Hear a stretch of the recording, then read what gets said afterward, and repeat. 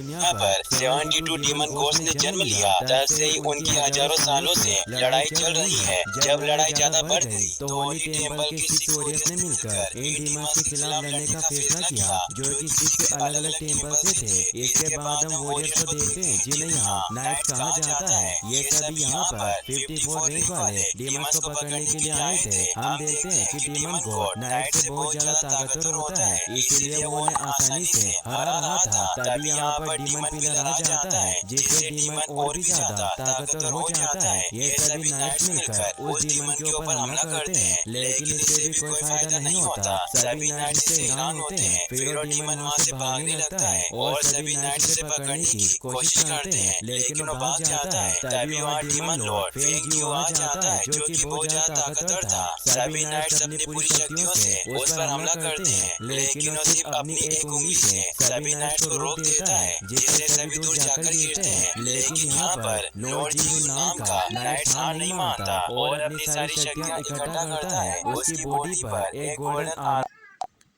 उसके बहुत सारे क्लोन्स भी बन जाते हैं और फिर वो अपनी तलवार से उस डीमन के ऊपर हमला करता है, लेकिन वो डीमन लॉर्ड उसे अपनी 3 उंगलियों के फॉर्मेशन से ही रोक देता है। लोंग जिंगयू अब भी हार नहीं मानता और वापस उसे मारने के लिए आगे बढ़ता है, लेकिन इस बार डीमन लॉर्ड उससे नहीं लड़ता और वहाँ से जाने लगता है और गायब हो जाता है, जिसे देखकर सभी हैरान होते हैं। इसके बाद हमें बताया जाता है कि उसी दिन लोंग जिंगयू की वाइफ बायू भी अजीब कारण से गायब हो गई थी। फिर हमें बायू को दिखाया जाता है, जिसके पास 2 डीमन आते हैं और उसे साथ चलने को कहते हैं। वो जाना तो नहीं चाहती थी, लेकिन वो जानती थी कि सबको बचाने का यही तरीका था, इसीलिए वो उनके साथ चली जाती है। और बहुत समय बाद आसमान में चांद और तारे दिखाई दिए थे, क्योंकि डीमन लॉर्ड यहाँ से चला गया था। सब कुछ शांत हो गया था। इसके बाद हमें 10 साल बाद का समय दिखाया जाता है, जहाँ हम ओडी सिटी को देखते हैं, जहाँ बहुत शांति थी और वहाँ सब कुछ बहुत अच्छा चल रहा था। फिर हम एक नाइट टेम्पल को देखते हैं। यह बिल्कुल स्कूल की तरह था। यहाँ एक मास्टर अपने शिष्यों को नाइट बनने की ट्रेनिंग दे रहे थे। वो उनसे पूछते हैं कि तुम नाइट क्यों बनना चाहते हो। वो सभी बच्चे कहते हैं कि इंसानियत की रक्षा के लिए, इस टेम्पल को बचाने के लिए, परिवार और दोस्तों की रक्षा के लिए। दरअसल इन्हें यहाँ ट्रेनिंग करते हुए पूरा 1 साल हो गया था और आज इनकी एक परीक्षा भी होगी, जिसमें इनकी स्पिरिचुअल एनर्जी का टेस्ट होगा। इनके मास्टर इनसे कहते हैं कि अगर तुम्हारा नंबर 10 से नीचे हुआ तो वो फेल हो जाएगा